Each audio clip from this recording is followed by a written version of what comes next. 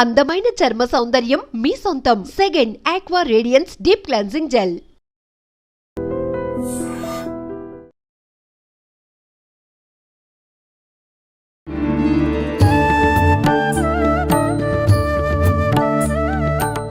నమస్కారం, welcome to I dream. ధర్మ మార్గం కార్యక్రమానికి స్వాగతం. నేను మీ విజిత. ప్రస్తుతం మనతో పాటు ఉన్నారు శ్రీ విద్యా ఉపాసకులు. గత కొన్ని సంవత్సరాలుగా ఎంతో మందికి ఉపాసన శిక్షణ ఇచ్చిన వారు శ్రీ శ్రీ శ్రీ గురు కరుణామయ్య గారు. ఇప్పుడు గురుగారితో మాట్లాడి మరిన్ని విషయాలు తెలుసుకుందాం. నమస్కారం గురుగారు. శ్రీమాత్రే నమః. గురుగారు, శ్రావణ మాసం వచ్చింది అనగానే ఒక మంచి పండగ వాతావరణము, ఎక్కువగా మాసం అంతా కూడా శుభకార్యాలుకి పెట్టింది పేరుగా మాట్లాడుకుంటూ ఉంటాము. గృహప్రవేశాలు, పెళ్ళిళ్ళు, రకరకాల పండుగలు, పబ్బాలు, పర్వదినాలు, ఫుల్ బిజీ బిజీ బిజీ. అసలు ఆడవాళ్ళకి మామూలు హంగామా హడావిడి ఉండదు ఈ నెలంతా కూడా. మగవాళ్ళు పస్తులు ఖాళీ అవుతుంటాయి, ఆడవాళ్ళు బుట్టలు నిండిపోతుంటాయి పళ్ళతో. అదే శ్రావణ మాసం. అంతే అంటారా గురుగారు? అయితే వ్రతాలు ముఖ్యంగా, రకరకాల పూజలు, ఎన్నో రకాల ఆలయాలకు వెళ్ళడం, దర్శించుకోవడము, రకరకాలుగా చేస్తూ ఉంటారు. అసలు ఎందుకని ఈ మాసానికి ఇంత విశిష్టత అంటారు గురుగారు? ఒకటి, బాగా ఎండలు కాసి ఒక్క తొలకరి జల్లు పెడితే హాయిగా ఉంటుంది. అవును. బాగా ఆకలేసి మంచి పంచపక్ష పరిమాణాలతో భోజనం పెడితే హాయిగా ఉంటుంది. ప్రాపంచికం. ఆధ్యాత్మికంగా చూస్తే దీని ముందు వచ్చే మాసం శూన్యమాసం. అది డ్రైగా ఉంటుంది. శివరాత్రి తర్వాత పెద్ద బిజీ ఉండదు మనకి. ఒక ఉగాది వస్తుంది మధ్యలో, అది ఒక రోజే. మధ్య మధ్యలో ఏం పెద్దగా రావు. శ్రీరామనవమికి వస్తుంది, అక్కడక్కడే వస్తాయి. కానీ శ్రావణ మాసంలాగా ప్రతి మంగళవారం పూజే, శుక్రవారం పూజే. అది శ్రావణ మాసం మధ్య మధ్యలో కృష్ణుడు వస్తూ ఉంటాడు, మధ్య మధ్యలో వరాహ జయంతి అంటారు, హయగ్రీవ జయంతి అంటారు. ఆ రకంగా మొత్తం ఒక ఆధ్యాత్మిక వర్షం లాగా ఆ చైతన్యం కురుస్తుంది కదా. అందుకు శ్రావణ మాసం అంత విశిష్టత అంటారు. ఇంకోటి, ఏ పేరులోనైనా విశిష్టత ఉంటుంది. శ్రావణం అన్న పేరు శ్రవణంలో వచ్చింది. అది వేదానికి సంబంధించింది. వేదం అందుకే అపౌరుషేయం, వినదగిందే కానీ చదివిది కాదంటారు, విని నేర్చుకోవాలి. ఆ రకంగా చూస్తే వేదానికి సంబంధించిన జ్ఞానం శ్రావణ మాసంలో పూజలు చేయడం వల్ల మనకు లభిస్తుంది అని ఒక నమ్మకం ఉంది. ఇంకో రకంగా చూస్తే శ్రవణం మన వెంకటబాబు నక్షత్రం, విష్ణుమూర్తి నక్షత్రం. అటువంటి స్థితికర్త యొక్క నక్షత్రంతో కలిసినటువంటి పేరు కలిగిన శ్రావణ మాసం అనేటప్పటికీ అదంతా ఆధ్యాత్మిక లోటు లేదు. సంచేత ఇంకోలా చెప్పాలంటే, ప్రాపంచికుల్లో ఎంత వద్దన్నా అందరికీ కావాల్సింది ఏంటి? డబ్బులు. ఆ డబ్బులు ఇచ్చే లక్ష్మి, వరలక్ష్మి ఇక్కడే వస్తుంది. ఈ రకంగా చూసినా కూడా శ్రావణ మాసంలో అందరి దేవతల కన్నా మనకి చాలా ముఖ్యమైన లక్ష్మీదేవి అక్కడ ఉంటుంది. కాబట్టి అటు విష్ణుమూర్తి, ఇటు పద్మనాభ సహోదరి కృష్ణుడు వస్తున్నాడు, విష్ణుమూర్తి వస్తున్నాడు, లక్ష్మీదేవి వస్తుంది. అందరి దేవతలు వచ్చిన ఆ మాసం కాబట్టి శ్రావణ మాసం అంత విశిష్టత. ఓకే. మరి ఇప్పుడు ప్రతి ఒక్క తిథి, ప్రతి ఒక్క వారము ప్రత్యేకతతో కూడుకున్నదనే మాట్లాడుకున్నాం కదా గురు. ముఖ్యంగా సోమవారం, మంగళవారం, శుక్రవారం, శనివారం, ఈ 4 మాత్రం ఇంకా ప్రత్యేకంగా పూజలు చేస్తూ ఉంటాం. ఏ రకంగా చేయొచ్చు అంటారు? నన్ను అడిగితే నేను టోటల్ అగెయిన్స్ట్. ఏ రోజు భగవన్నామని చెప్పుకుంటావో ఆ రోజు అంతా కూడా విశిష్టతే. ఓకే, ఈవేళ బుధవారం అనుకోండి, శుక్రవారం చాలా మంచిది, శుక్రవారం పూజ చేయమంటాను. గురువారం టైపింగ్ ఏ రోజు గ్యారంటీ కాదు. అంచేత కాకపోతే లక్ష్మీం లక్ష్మీం లక్ష్మీం పంచదశి మంత్రం. ఒక్కొక్క రోజుకి ఒక్కొక్క దేవత ఉంటుంది, ఎనర్జీ, అధిష్టాన దేవత. అలాగా కొంతమంది దేవతలు అధిష్టానంగా ఉన్నటువంటి ఆ రోజుని మనం పూజలు చేస్తే ప్రకృతి నుండి సపోర్ట్ ఎక్కువ వస్తుంది, మనకి ఫలితం బాగుంటుందని శాస్త్రం కూడా చెప్తుంది. ఆ రకంగా కొంచెం విశిష్టత ఉండదు. కానీ సోమవారం శివుడిది, శనివారం వెంకటబాబుది, శుక్రవారం లక్ష్మీదేవి, ఈ డివిజన్ మనం చేసుకున్నాం. అందరి దేవతలు ఒకడు, ఒకే దేవత పలు రూపాల్లో నన్ను రక్షిస్తుంది అన్న సిద్ధాంతమే సత్యం, శుద్ధ సత్యం. ఈ మధ్యలో ఈ శివుడు వేరు, విష్ణుమూర్తి వేరు, పార్వతీదేవి వేరు, లక్ష్మీదేవి వేరు అని ఒక వెరైటీగా మనం భావిస్తున్నామే తప్పితే అన్నీ కలిపి ఈ శ్రీచక్రంలో బిందు స్థానంలో ఉన్న సర్వానందమయ చక్ర స్వామి ఆ దేవత ఉంది కదా ఆవిడే. అంచేత శ్రావణ మాసంలో ఇవన్నీ వదిలే వెంకటేశ్వర స్వామి కాబట్టి విష్ణుమూర్తి యొక్క ఇంకొక అవతారం కాబట్టి శనివారం నాడు వెంకటేశ్వర స్వామి పూజ చేస్తే మంచిది. రైట్. శుక్రవారం నాడు మన లక్ష్మీదేవి ఎలాగా ఉన్నారు. మంగళవారం నాడు మంగళగౌరీ దేవత కొత్తగా పెళ్ళైనటువంటి పెళ్లి కూతుళ్ళకి చాలా మంచిది అంటారు. నిజానికి చెప్పాలంటే గౌరీ పూజని పెళ్లిళ్ళలో చేస్తూ ఉంటారు. అవును గురుగారు. నమ్మకం ఉందా? ముహూర్తానికి ముందు అమ్మాయిని కొంతమంది బుట్టలో కూర్చోబెట్టి తెస్తూ ఉంటారు. మా పద్ధతుల్లో చేస్తాం. ఏది ఏమైనా ఆ గౌరీ పూజ ఎందుకు చేస్తారు? దంపత్ అభివృద్ధ్యర్థం మన మంత్రతో కంకణం కడతారు తోరం అమ్మాయికి. ఆ గౌరీ సంసారాన్ని రక్షిస్తుంది, ఆ శక్తి ఇస్తుంది. అన్ఫార్చునేట్లీ ఈ రోజుల్లో నేను చెప్తూనే ఉంటాను, 9 గంటలకి ముహూర్తం అయితే మనం గౌరీ పూజ 6 గంటలకు మొదలెట్టుకోవాలి. ఓకే, 1 గంట చెయ్యాలి. లలితా సహస్రనామం చదవాలి, అందరు మొత్తం ఐదుగురిని పిలవాలి, వాళ్ళందరూ కలిపి ఆ పూజలో పాల్గొని ఆ అమ్మాయికి బొట్టు పెడితే వీళ్ళ సౌభాగ్యం అంతా కలిపి ఆ బలం, సౌభాగ్య బలం, మాంగళ్య బలం అంటారు, ఆ మాంగళ్యానికి బలం చేకూరుతుంది. అంత ట్రెడిషనల్ వాల్యూతో కూడినటువంటి గౌరీ పూజని మన వాళ్ళు ముహూర్తానికి 1 గంట ముందు మొదలెట్టి ఏదో తూతూ మంత్రాలతో కానిచ్చేసి పద పద పద పద అని తీసుకెళ్తారు హడావుడిగా. మరి అదే వాళ్ళు 2 గంటలు ఫోటో షూట్లు తీసుకుంటారు. ఒప్పుకుంటారా? నిజమే గురుగారు. ఇది ఒక కారణం, బలమైన కారణం. వివాహ వ్యవస్థ చిన్నాభిన్న అవడానికి కూడా ఇది ఒక కారణం. సో ఎనీవేస్ ఆ గౌరీ మరి పెళ్ళి అయ్యాక ఆ పెళ్లి కూతురికి శ్రావణ మాసంలో మొట్టమొదట సంవత్సరం, ఇది 5 సంవత్సరాలు చేయాలంటారు కానీ అట్లీస్ట్ మొట్టమొదటి సంవత్సరంలో మంగళగౌరీ వ్రతం అని చేస్తారు. ఇది పెళ్ళి అయిన వాళ్ళే చెయ్యాలి అంటారు. నన్ను అడిగితే పెళ్ళి అవని వాళ్ళు అదే మంగళగౌరిని కాత్యాయిని అని పేరుతో పిలిచి, అమ్మ నాకు మంచి భర్త దొరికే చూడు, దేవత ఒక్కళ్ళేనరా, మనం కన్ఫ్యూజ్ అయిపోతున్నాం కానీ దేవత ఒక్కళ్ళే. అదే మంగళవారం నాడు పెళ్ళి అవని వారు కాత్యాయిని అన్న పేరుతో పూజ చేయాలి శ్రావణ మాసంలోనే. అంతేగాని వీళ్ళే పూజ చేయాలి, వీళ్ళు పూజ చేయకూడదు, ఇలాగా సందేహాలతో కొట్టుకుంటున్నాం. మంగళగౌరి వ్రతం ఇలా చేసుకుంటూ పోతే శుక్రవారం నాడు చేసే పూజ ఏం పూజ? వరలక్ష్మి పూజ. సౌభాగ్య లక్ష్మీ బారమ్మ చాలా ఇష్టం.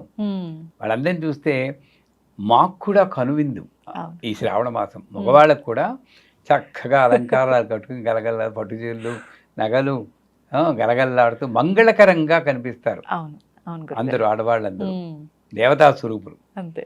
సో ఆ శ్రావణ మాసంలో పౌర్ణమి ముందు వచ్చేది శుక్రవారం నాడు అన్నారు. ఇక్కడ కూడా నేను శాస్త్రం మీద నాకు గౌరవం ఉంటే న్యాయంగా ఆ రోజే చేయాలి, పౌర్ణమి నుండి వచ్చే శుక్రవారం. వీళ్ళు దాన్ని అమెండ్ చేసి ఏదో ఒక రీజన్ చెప్పి ఏ శుక్రవారం అయినా పర్వాలేదు అన్నారు. నన్ను అడిగితే అన్ని శుక్రవారాలు వరలక్ష్మి వ్రతం చేసుకోమంటాను ఓపిక ఉంటే. అది కరెక్ట్ పద్ధతి. ఏదో ఒక శుక్రవారం చేయడం అనేది అంత మంచిది కాదు. శ్రావణ శుక్రవారం పౌర్ణమి నుండి వచ్చే శుక్రవారం చేయలేదు సరే, మిగతా 3 శుక్రవారాలు చేయండి. అంటే శ్రావణ మాసంలో లక్ష్మీదేవిని పూజ చేయడం భాగ్యం.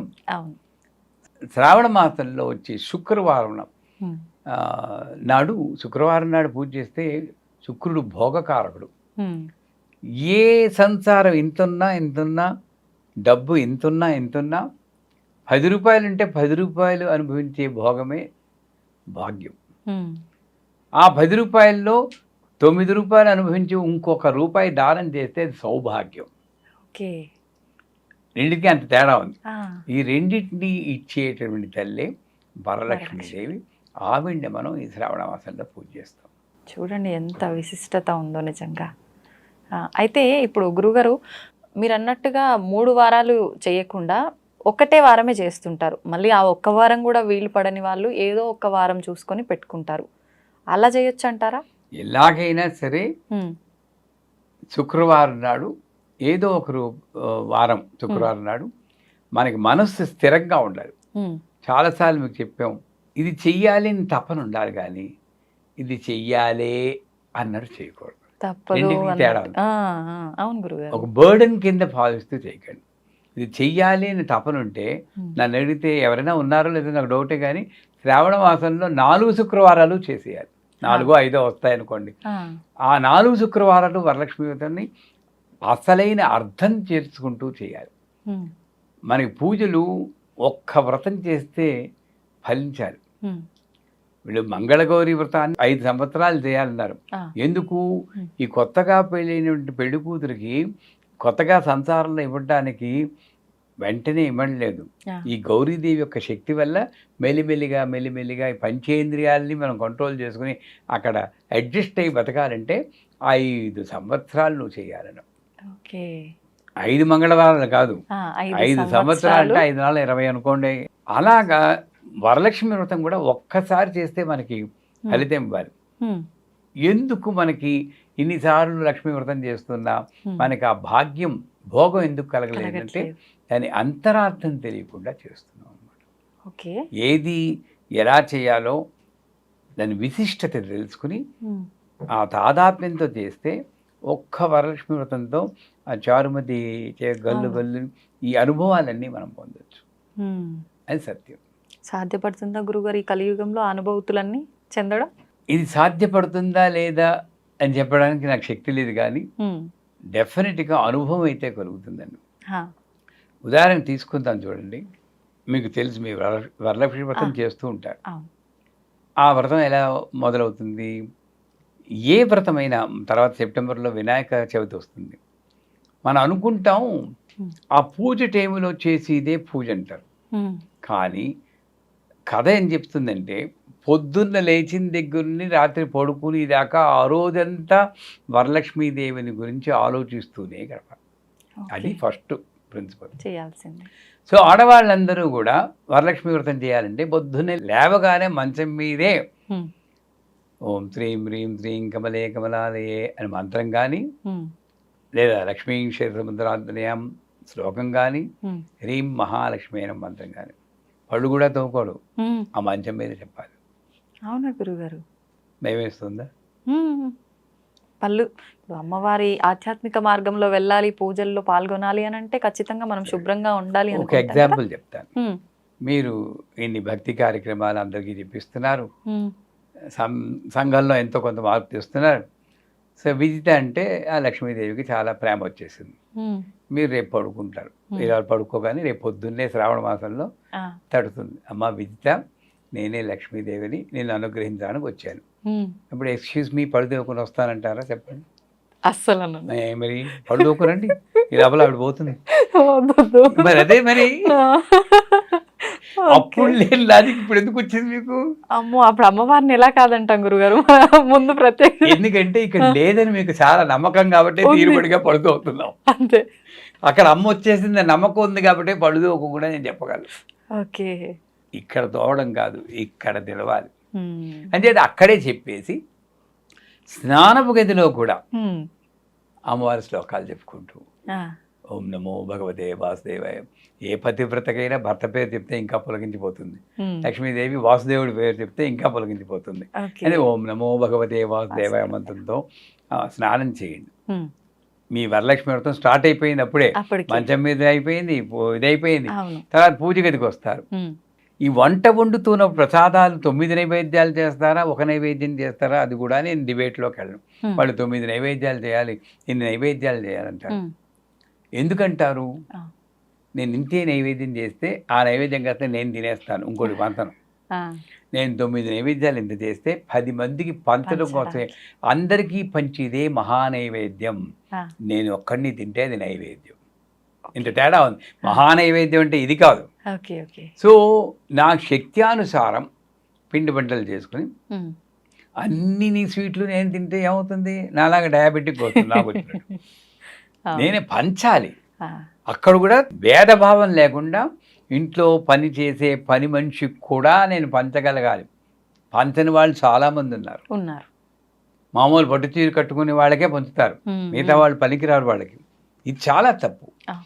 సో వంటగదిలో వంట చేస్తున్నంతసేపు కూడా ఇందాక ఒకసారి చెప్పుకున్న విగ్రహాలన్నీ గదుల్లోనూ అవును. పెట్టుకొని మా జ్ఞాపకం ఉందా ఓ రోజు చెప్పుకున్నాం. అవునవును.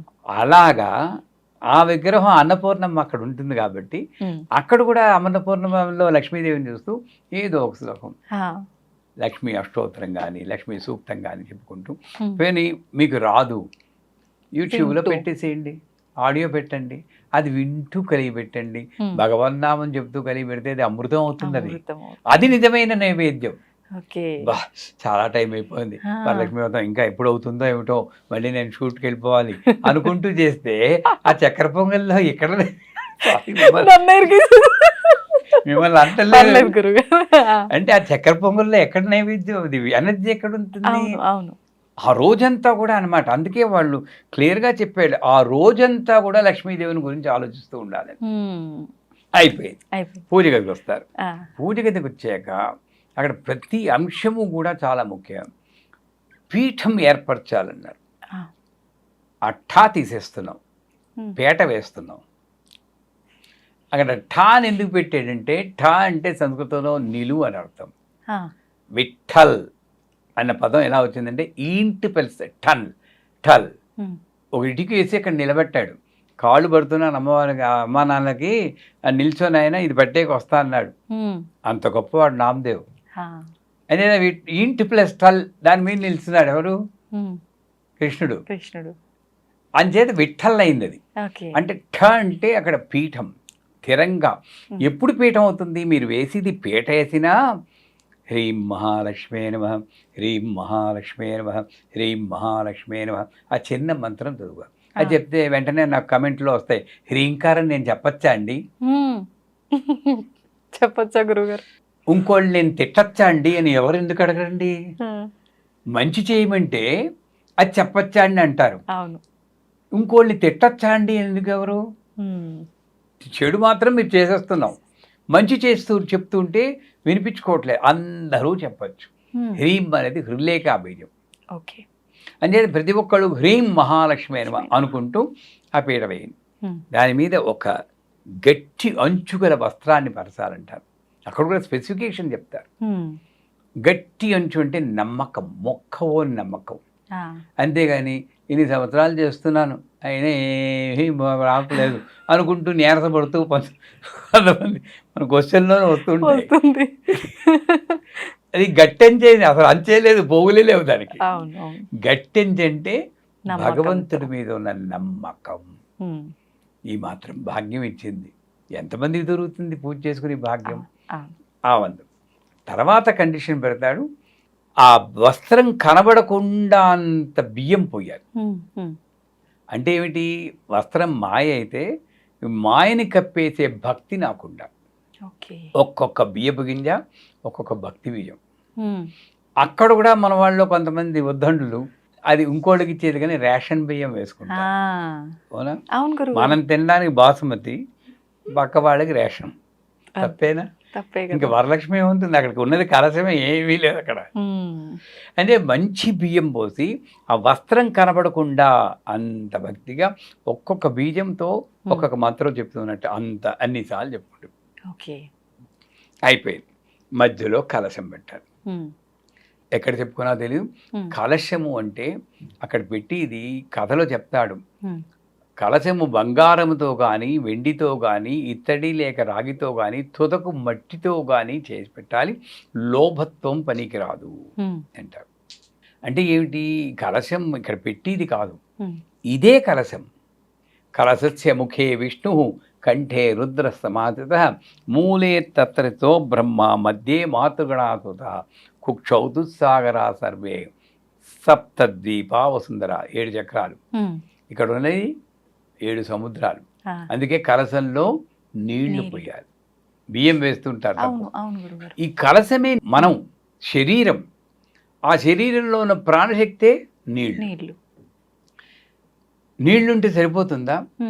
అందుకే ఒకసారి ఎక్కడో ఆధ్యాత్మికంలో పెద్ద ఆయన అంటారు, నడిచే శవాలు, పెద్ద అంటే శంకరాచార్య చంద్రశేఖర సరస్వతి, నడిచే శవాల్లా ఉండకూడదు, శివాల్లా ఉండాలని. ప్రాణం మాత్రం ఉంటే నడిచే శవం, అవును. అందువల్ల దాంట్లో ఉండాల్సిన గంధ పుష్ప అక్షతలు వేయమన్నాడు. ఓకే. జ్ఞానం, గంధం అంటే అసోసియేషన్. హ్మ్. ఇది వేస్తూ గంధాన్ని పట్టుకుని అమ్మ నాకు లోపల బయట కూడా మంచి అసోసియేషన్, లోపల ఆలోచనలు మంచిగా ఉండాలి, బయట జనాలు నా చుట్టాలు స్నేహితులుగా మంచిగా నన్ను సన్మార్గంలో నడిపించేటట్టు అంత ధ్యానం చేస్తూ వేయాలి. ఎవరు వేస్తున్నాం? గంధం పుష్ప అక్షతం పెట్టేసేయడం ఇలా చేయకూడదు. ఆ పట్టుకుని ఒక్కసారి ధ్యానం, ఆ ఒక్కరోజైనా సరే ఇంకే ప్రోగ్రాము లేదు నాకు, ఇదే ప్రోగ్రాం. ఇంతగా చేస్తే వరలక్ష్మి వ్రతం ఇంతేనండి, చిన్నదే. ప్రకృతి అయిన వికృతి అయిన చేస్తే అయిపోతుంది. వినాయక చవితి కూడా ఇంతదే.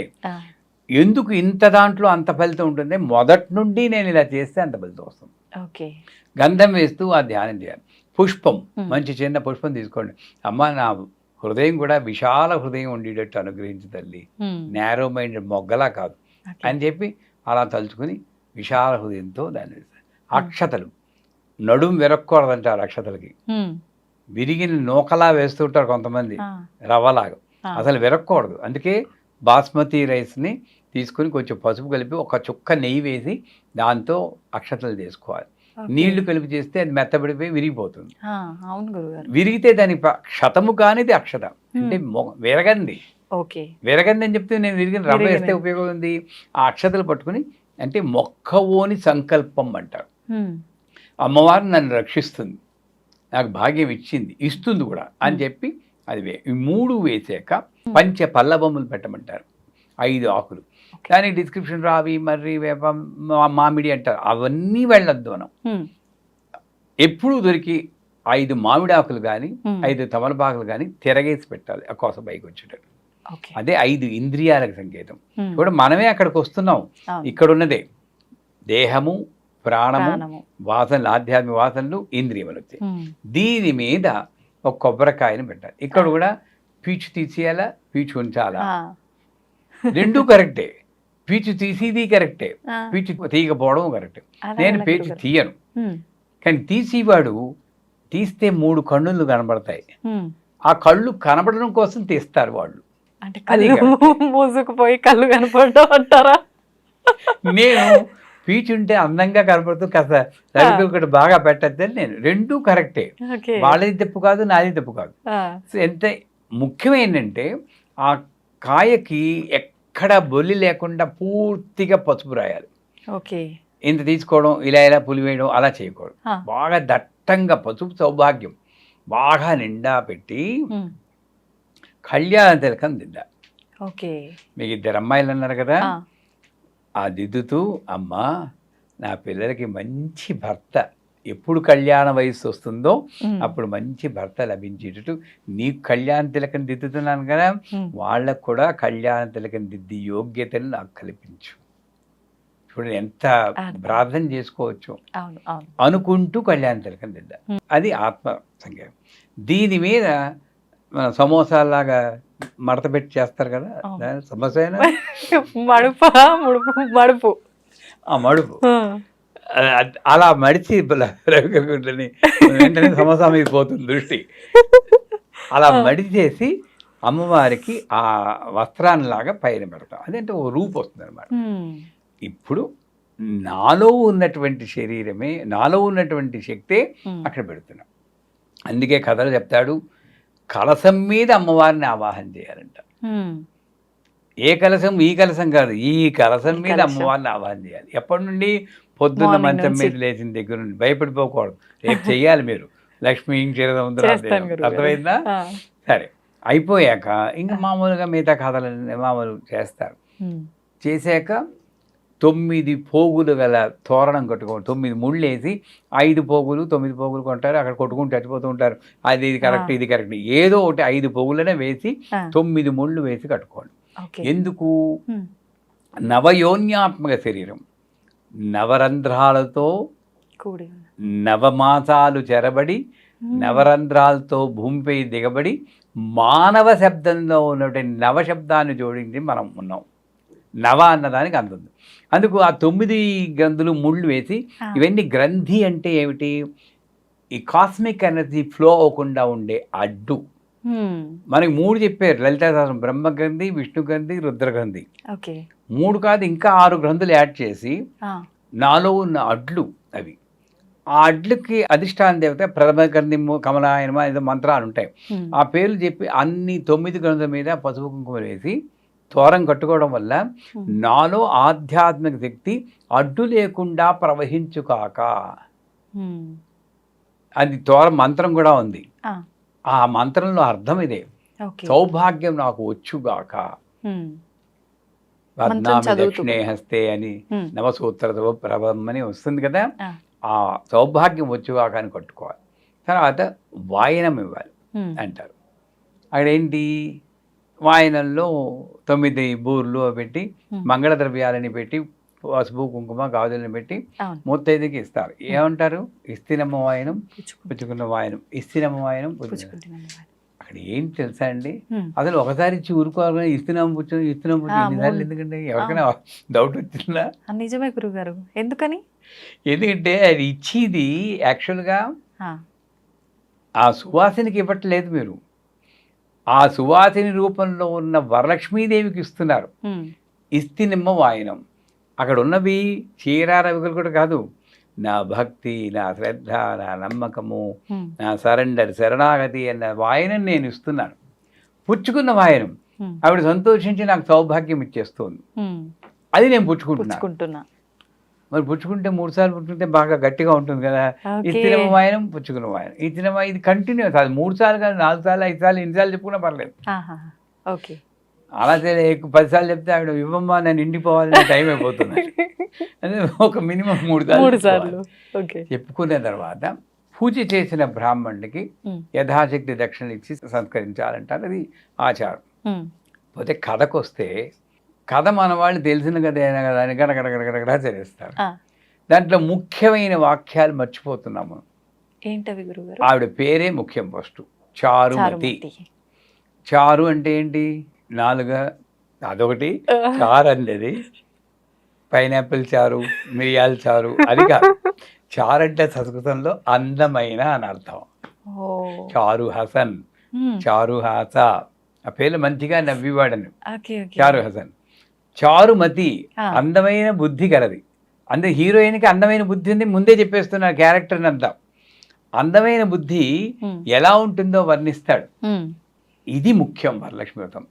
ఇది కానీ అనకూడదు. కానీ 9 రకాల నైవేద్యాలు చేసేయచ్చు మీరు అందరూ, 21 చేసేస్తారు, వాయనాలు ఇమ్మంటే ఇస్తారు.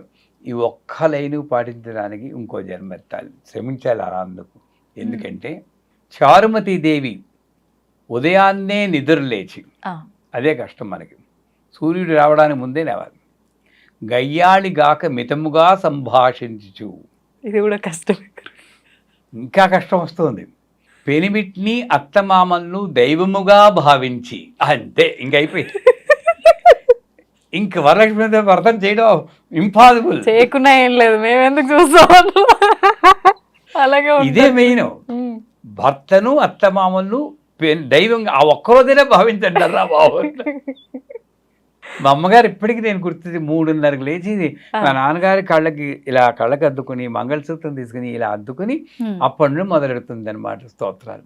ఈ రోజుల్లో అలా చేసేవాళ్ళు లేరు. ఇది సరెండరా బానిసత్వమా అలా ఆలోచించకూడదు. స్త్రీలో ఉన్న గొప్పతనం అది. వాడు ఎలాంటి వాడైనా సరే తల్లి హృదయం ఎలా ఉంటుందో అలాగ సరెండర్ అయ్యేదే నిజమైన స్త్రీ. అలాంటి స్త్రీలు రుద్రం చదవక్కర్లేదు, పురుష సూక్తం చదవక్కర్లేదు. ఆ చదవక్కర్లేని దాన్ని మార్చి మన వాళ్ళు చదవకూడదు అని పెట్టి అసలే ఎవరికి కావాలో అవసరం అక్కడే వాళ్ళని చదవనీయకుండా చేస్తారు. ఇక్కడ లోపం. అంచేత గయ్యాళిగాక మితంగా సంభావించు, భర్తను పెనిమిటిని అత్తమామను దైవంగా భావించి వాళ్ళు నమస్కరించి, ఇంత మంచిగా ఉంటే ఎవరికి నచ్చదండి. ఆవిడ కాళ్ళలోకి వచ్చేస్తారు, నేను నిన్ను అనుగ్రహిస్తాను అలా చెప్పేస్తుంది. అక్కడ ఇంకోటి, తనకొచ్చిన కల్ని ముందు భర్తకి అత్తమామలకు చెప్పి వాళ్ళ అనుమతి తీసుకుని వచ్చిన స్నేహితులకి చెప్తుంది, చెలికెత్తలకి చెప్తుంది. అంటే స్వార్థం లేదు అక్కడ. నేను ఒక్కదానే, మనకి ఇప్పుడు ఏదైనా వచ్చిందనుకోండి ముందు మనం వెళ్ళిపోయి, ఆ స్వార్థం లేదు. చెలికెత్తలు చేస్తారు, సరే పూజ చేస్తారు అందరూ. అక్కడ కూడా పౌర్ణమికి ముందు వచ్చేది శ్రావణ శుక్రవారం ఎప్పుడు వచ్చినా అని ఆతృతతో ఎదురు చూస్తున్నారు. వాళ్ళు ఉత్సాహంతో ఎదురు చూస్తారు, మనం బెంగతో ఎదురు చూస్తాం. ఏవి ఎలా చేస్తానో ఏమిటో ఇంతమంది చేశాను అనుకుంటాం. బెంగ కూడా ఉత్సాహంతో ఎదురు చూశారు. ఈ క్యారెక్టర్స్ అన్నీ నాలో రావాలి. నాలో అంటే పూజ చేసే వాళ్ళు ఉన్నప్పుడు అంత తాదాత్మ్యంగా చేస్తే, అలాగే ఒక పుష్పం తీసుకుని ఐం హ్రీం శ్రీం ప్రకృత్యే నమః శ్రీం ఐం హ్రీం శ్రీం విద్యాయ నమః శ్రీ ఇలా వెయ్యాలి. ఇంకా మీకు ఓపికంటే ఓం శ్రీం హ్రీం శ్రీం కమలే కమలాలయే ప్రసీద ప్రసీద శ్రీం హ్రీం శ్రీం ఓం మహాలక్ష్మి అనే మంత్రం, ఆ మంత్రాన్ని ముందు వెనక పెట్టి అష్టోత్తరం చేయండి. లక్ష్మీదేవి ఇంట్లో కూర్చుంటుంది స్థిరంగా. అంత గొప్ప. కనీసం ఐం హ్రీం శ్రీం ప్రకృతి అంత నెమ్మదిగా పుష్పం వేస్తూ చేయాలి. ఒక ప్రదక్షిణ చేయగానే కాలికి గల్లు గల్లు అని శబ్దం ఏర్పడుతుందంట. మనకి ఎందుకు గల్లు గల్లు శబ్దం రాదు, కేళ నొప్పులు వస్తున్నాయంటే మనకి అంతరార్థం గ్రహించటం లేదు, లిటరల్ మీనింగ్ తీసుకుంటున్నాం. వాళ్ళకు వచ్చేయ అంటే అది కాలంలో ఆకు జరిగింది, అది వేరే విషయం. మన ఎసెన్స్ తీసుకుంటే ప్రదక్షిణానికి మంత్రం ఏంటి? ఆత్మ ప్రదక్షిణ త్రయ నమస్కారాన్ని సమర్పయాం అంటే 3 సార్లు ఆత్మ ప్రదక్షిణ చేయాలి. గిరగిరా ఇలా తిరగడం కాదు, ఇక్కడ నుండి పైకి కుండలిని శక్తి మూలాధారం శాస్త్రానికి వెళ్ళి మళ్ళీ మూలాధారానికి వస్తే ఒక ప్రదక్షిణం. అంటే నిజంగా యోగ మార్గంలో నన్ను నేను పరిశీలిస్తూ నేను నడిచి జీవన దారి సరిగ్గా ఉండాలి అనేది ఆత్మ విచక్షణ, సెల్ఫ్ ఎవాల్యుయేషన్ అది చేసుకోవాలి. అది మొదటి ప్రయోగం. అలా చేస్తే గల్లు గల్లువన్న గజ్జలు కాదు, ఇదేముంది రేపు పొద్దున పారేస్తాం. ఇది అనాహత అనుసంధానం కరిష్యే అంట. లోపలున్న అనాహత శబ్దం వినిపిస్తుంది, ఓంకారంలాగా. అంత హై లెవెల్ ఇప్పటికీ ఉంటుంది. ప్రాణఘోష అని మనకి వినబట్టం లేదు, ఆ శబ్దం వినబడింది. ఇకపోతే 2వ ప్రదక్షిణ చేస్తారు. ఒంటినింత దగద్దగాయమైన ఆభరణాలు వస్తాయంట. మనం చూసుకుంటే ఏముండవు అక్కడ. ఏంటి ఆభరణం? ఆభ అంటే కాంతి. సో మన అంగాలు ఏ పని ఏది చేయాలో అది చేస్తే అది ఆభరణం కిందే లెక్క. నాలుక ఎప్పుడు ఒక రోజులో మేజర్ పోర్షన్ భగవన్ నామని చెప్పాలని అప్పటి శాస్త్రం. ఇప్పుడు కనీసం 5 నిమిషాలు చెప్పండి అని మొత్తుకుంటుంది అమ్మ. అందుకే బిల్వమంగడు ఆ రోజుల్లో రాశాడు, జిహ్వే రసజ్ఞే మధుర ప్రియత్వం సత్యం హితన్వా పరమం వదామి అవర్ణయేదా మధురాక్షరాణి గోవింద దామోదర మాధవేది. అంటే రసమెదిగిన నాలుక అది ఇది మాట్లాడి ఎందుకు నీ జీవితాన్ని వ్యర్థం చేసుకుంటావు? 3 పదాలు ఉన్నాయి, గోవింద దామోదర మాధవ. 3 పదాల్లో ఒక్క పదం చెప్తే నీ జన్మ చరితార్థం అవుతుంది. ఒక నాలుగుకి అంత వాల్యూ ఇచ్చాడు బిల్వమంగళుడు. ఈ దేహాన్ని ఎంత ఉపయోగిస్తున్నాం? పొద్దున్న లేతే మనం అరుస్తుంటాం కదా. ఇలా అరవకుండా నాలుకని కొంత భాగమైనా సరే అమ్మవారి స్తోత్రమో ఏదో స్తోత్రం, ఇది ఆభరణం. ఇలాగ ప్రతి శరీరం ఇస్తూన చెయ్యి ఆభరణం, ఇది గాజులు. ఇస్తూన చెయ్యి ఎప్పుడు వింటున్నది, ఇది దుద్దుడు. ఇలాగా ఆలోచిస్తే ప్రతిదీ ఆభరణమే.